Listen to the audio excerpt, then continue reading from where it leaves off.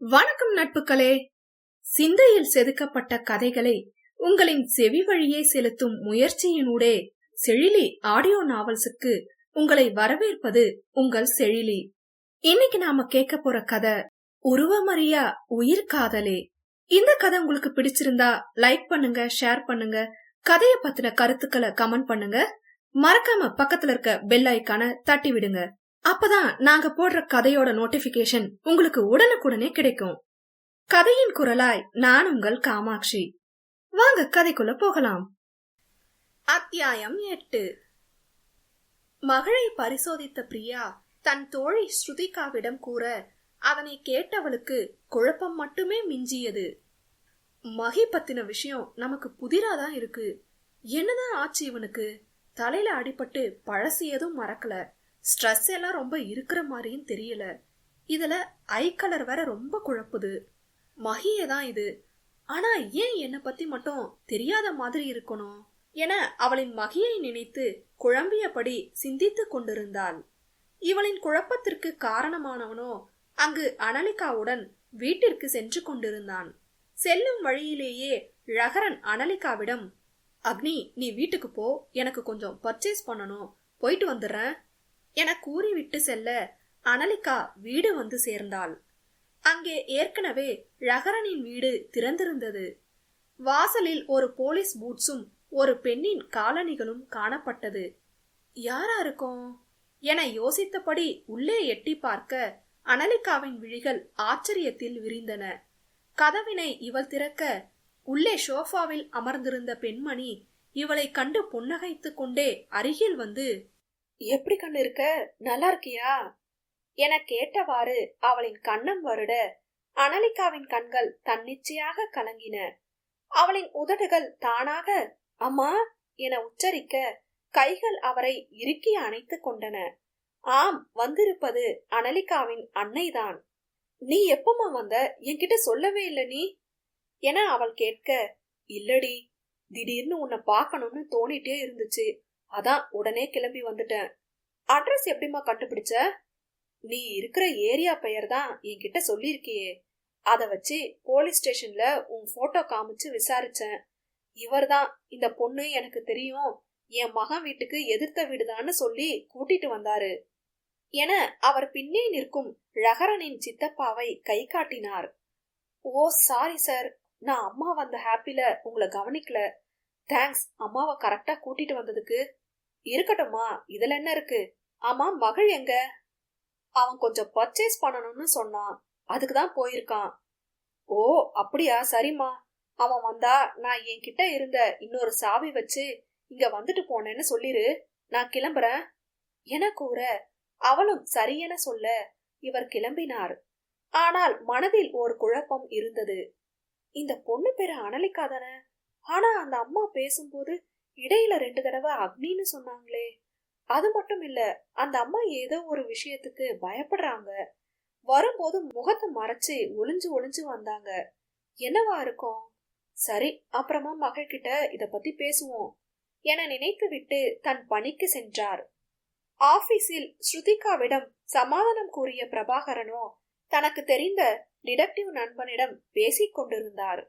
நான் அந்த நம்பர் உனக்கு அனுப்பி வைக்கிறேன், இம்மீடியட்டா எனக்கு அந்த நம்பரோட லொகேஷன் ட்ராக் பண்ணி சொல்லு என கூற எதிர்முனையில் பேசிய நபர் 5 நிமிட ஆராய்ச்சிக்கு பிறகு, டேய், அந்த நம்பரை ட்ரேஸ் பண்ண முடியல, எந்த பிளேஸ்னு எக்ஸாக்டா ட்ராக் பண்ணவும் முடியல, அட்லீஸ்ட் எந்த ஸ்டேட்னு கண்டுபிடிக்க முடியுமா என கேட்க, மேலும் 2 நிமிட ஆராய்ச்சிக்கு பிறகு, பெங்களூர் தான், பட் ரொம்ப கான்பிடென்ஷியலா இருக்கு அந்த நம்பர். ஓகே தேங்க்ஸ்டா என கூறி கட் செய்து விட்டு சிந்திக்க ஆரம்பித்தார் பிரபாகரன். கால் பண்ணவன் எவன்? தொல்லை ஒழிஞ்சிருச்சுன்னு நினைச்சா மறுபடியும் முளைக்குதே. ஆனா கண்டிப்பா இது அவனா இருக்க வாய்ப்பில்ல என நினைத்தவர் தன் வீட்டிற்கு சென்றார் காரில். செல்லும் வழியில் யாரோ தன்னை பின்தொடர்வது போல அவருக்கு தோன்ற அடிக்கடி பின்னே திரும்பி பார்த்தவாறு காரை செலுத்தினார்.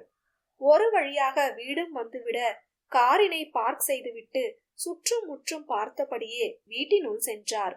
உள்ளே வந்து கதவினை மூடியவுடன் பெருமூச்சு விட்டு தன் அறைக்கு சென்று அசதியில் கட்டிலில் விழுந்து 2 நிமிடம் கண் மூட, சட்டென கிளவுஸ் அணிந்த இரு வலிய கரங்கள் அவரின் குரல் வளையை நெரித்தது. பேச்சு மூச்சு வெளியே வராத படிக்கு அழுத்தமாக அந்த கைகள் பிடித்திருக்க பிரபாகரனின் விழிகள் பிதுங்கிவிடும் அளவிற்கு கண்களை விரித்தார். வேறெதுவும் செய்ய முடியாத நிலையில் அந்த கைகளுக்கு சொந்தக்காரனின் முகம் முகமூடியால் மூடியிருந்தது. சிறிது நேரத்தில் அந்த கைகள் பிடியை தளர்த்த அவரோ இரும கூட திராணியற்று மெதுவாக இரும்பினார். அந்த இடைவெளியில் அவரின் கைகளை கட்டிலில் கயிற்றால் கட்டியது அந்த முகமூடி உருவம். பிரபாகரனுக்கு சற்று குரல் வெளியே வர துவங்க மெதுவாக, ஏய் யார் நீ, எதுக்கு இப்படி பண்ற, நான் யாருன்னு தெரியுமா என அவர் கேட்க அவ்வுருவம் பயங்கரமாக சிரித்தது. நீ யாருன்னு தெரிஞ்சதுனாலதான் உன்னை கொல்லவே வந்திருக்க, இப்ப நான் யாருன்னு பாக்குறியா என அவ்வுருவம் கேட்க பிரபாகரனுக்கோ அந்த குரல் பரிட்சயமானதாக தோன்றியது. அதனை யோசிக்கும் போதே அந்த உருவம் தன் முகமூடியை கழட்ட அவனை கண்டு அதிர்ச்சி அடைந்த அவரோ, நீயா என சத்தமிட சட்டென முழுக்க முழுக்க பனிக்கட்டியால் மட்டுமே கூர்மையாக்கப்பட்டு செய்யப்பட்ட அந்த கத்தியை எடுத்து அவரின் குரல் வளையில் விருட்டென இறக்கியது அந்த கைகள்.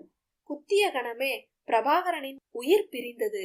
மீண்டும் முகமூடியை அணிந்த உருவம் சுற்றி ஏதேனும் தடயத்தை விட்டிருக்கோமா என சரிபார்த்து விட்டு அங்கிருந்து தனக்கு தேவையான ஒன்றை மட்டும் எடுத்துவிட்டு யாரும் அறியா வண்ணம் சென்று விட்டது.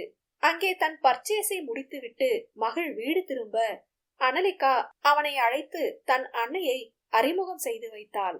அவனும் சிறிது நேரம் பேசிவிட்டு தன் வீட்டிற்கு வர வந்ததும் தன் மொபைலில் சித்தப்பாவின் அழைப்பு இருப்பதை பார்த்து மீண்டும் அவருக்கு கால் செய்தான்.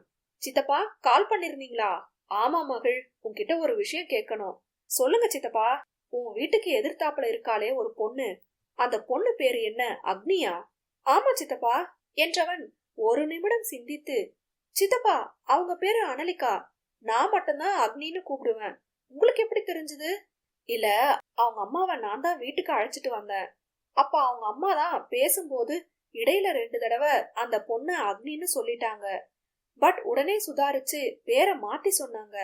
என்ன சித்தப்பா சொல்றீங்க, நிஜமாவா என குழப்பமாய் மகள் கேட்க, ஆமா மகள், அது மட்டும் இல்ல, அவங்க அம்மா என் கூட வரும்போது கூட முகம் மறைச்சு பயந்து பயந்து வந்தாங்க. ஏதோ பிரச்சனையில இருக்காங்க 2 பேரும், அது மட்டும் புரிஞ்சுக்க முடியுது. நீ வேணா பேசி பாரு என அவர் கூற இவனும் சரி என கட் செய்து விட்டு சிந்திக்க ஆரம்பித்தான். என்ன இது, அக்னிய நான் தானே அக்னின்னு கூப்பிட்டேன், அவங்க அம்மா எப்படி நான் அப்படி கூப்பிடுவான்னு கேட்கும் போது கூட அவ வேற யார் முன்னாடியும் அப்படி கூப்பிடக்கூடாதுன்னு சொன்னாலே, ஒருவேளை இதனால கூட இருக்குமோ? அப்ப ஏதோ நம்ம கிட்ட மறைக்கிறா, கண்டுபிடிப்போம் என நினைத்து கொண்டிருக்க அவசரமாக அனலிகாவும் அவளின் அம்மாவும் வெளியே செல்லும் சத்தம் கேட்டது. வெளியில் வந்து பார்க்க அவள் சென்று விட்டாள். அவளின் அறை கதவில் சாவி இருந்தது. அவசரத்தில் எடுத்து செல்ல மறந்து விட்டாள். அதனை கண்டவனுக்கு ஒரு யோசனை தோன்ற, இத பண்ணுவோமா வேணாமா என மூளை யோசிக்க, பண்ணு தப்பில்ல என மனம் சொல்ல, இறுதியில் மனதின் குரலே வெற்றி பெற்றது. தன் அம்மாவுடன் வெளியே வந்த அனலிகா அவரை அழைத்து கொண்டு பேருந்து நிலையம் சென்றாள். மா, எனக்கு உன் அக்கறை புரியுது, என்னை பார்க்க ஆசையா வந்திருக்கதான். ஆனா இது உனக்கும் ஆபத்து எனக்கும் ஆபத்து. நீ தானே சொன்ன அந்த நாய்களோட ஆளுங்க பெங்களூர்ல என்ன தேடுறாங்கன்னு. நான் தனியா இருக்கும் போது கூட யாரும் என்ன கண்டுபிடிக்க மாட்டாங்க. உன் கூட சேர்த்து பார்த்தா சந்தேகம் வந்துரும். அப்புறம் 2 பேரும் அதோ கதிதான். இந்த மொபைல் வச்சுக்கோ, இது ஏடிஎம் கார்டு. இனிமே வெளியே போயெல்லாம் நீ பேசாத. இந்த மொபைல் யாருக்கும் தெரியாம வச்சிரு. இதுலயே பேசு. ஏடிஎம்ல இருந்து தேவைப்படும் போது பணம் எடுத்துக்கோ. ஜாக்கிரதையா இருமா என தன் அன்னையிடம் ஒரு அலைபேசியையும் ஏடிஎம் கார்டும் கொடுத்து பத்திரம் கூறினாள். நீ சொல்றது சரிதாண்டி அக்னி, ஆனாலும் அப்படி ஒரு கெட்ட கனவு கண்ட அப்புறம் என்னால உன்னை பார்க்காம இருக்க முடியல. அதான் உடனே வந்துட்டேன். சரி, நீ பார்த்து இருந்துக்கோ. அம்மா கிளம்புறேன். அந்த மகள் தம்பி ரொம்ப நல்லவரா இருக்காரு, உன் வாழ்க்கைக்கு ஒரு துணை என அவர் கூற வர இடைமறித்தவள், ஐயோ அம்மா நீ ஆரம்பிக்காத, அவன் என் ஃப்ரெண்டுமா, அவனை வச்சு எல்லாம் சொல்லாத. இப்படி நான் தான் சொல்லிருக்கேன்ல, எனக்கு என் மானத்தை காப்பாத்தினவன் மட்டும்தான் வேணும், இல்லனா காலம் முழுக்க இப்படியே இருந்துருவேன். நான் கிளம்புறேன் என கூறிவிட்டு விறுவிறுவென சென்று விட்டாள். கடவுளே, இவ வேற அடம் பிடிக்கிறா. யாருன்னே தெரியாதவன எப்படி இவ கண்டுபிடிப்பா என மனதில் வருந்தியவாறு கிளம்பினார் அனலிகாவின் அன்னை. அங்கே மகளை பற்றிய சிந்தனையில் இருந்த ஸ்ருதிக்கு திடீரென ஒரு கால் வர அதனை கேட்டு அதிர்ச்சியும் அழுகையுமாக விரைந்தாள் பிரபாகரனின் வீட்டிற்கு. அங்கு கட்டிலில் இரத்த வெள்ளத்தில் மிதந்து காணப்பட்டார் பிரபாகரன். மாமா என கதறியபடி அவர் அருகில் அவள் செல்ல போக பெண் காவல் அதிகாரி அவளை போக விடாமல் தடுத்தார். சிறிது நேரத்திற்கு அழுது ஓய்ந்தவள் இன்ஸ்பெக்டரிடம் சென்று விசாரித்தாள். எப்படி சார் இது நடந்துச்சு? என் மாமாவை யாரு கொலை பண்ணாங்க, யாருன்னு சொல்லுங்க என ஆவேசத்தில் ஸ்ருதி கத்தி கேட்க, மேடம் அததான் நாங்களும் தேடிக்கிட்டு இருக்கோம். ஒரு சின்ன எவிடன்ஸ் கூட கிடைக்கல. தொண்டையில குத்தப்பட்டிருக்கு, ஆனா கத்தி எதுவுமே காணல. கூடிய சீக்கிரம் கண்டுபிடிக்கிறோம் என கூற மேலும் அழுதாள். அப்பொழுது அவளின் கைபேசி அலற அழுதவாறே அதனை அட்டன் செய்ய அதிலிருந்து, அழறியா, நல்லா அழு, நெக்ஸ்ட் டார்கெட் நீதான் என குரல் வர அதனை கேட்டு ஸ்தம்பித்து நின்றாள். அருகில் போலீஸ் இருந்தும் இதை குறித்து சொல்ல முடியாத நிலை. அந்த கொலை பழி நம்மேல் விழுந்து விடுமோ என இவ்வளவு நாள் அவளின் மாமா உடனிருக்கும் தைரியத்தில் இருந்தாள். தைரியம் கூறும் மாமாவிற்கே இந்த நிலை. பயத்தில் ஸ்ருதிக்கு வேர்வை ஊற்றெடுத்தது.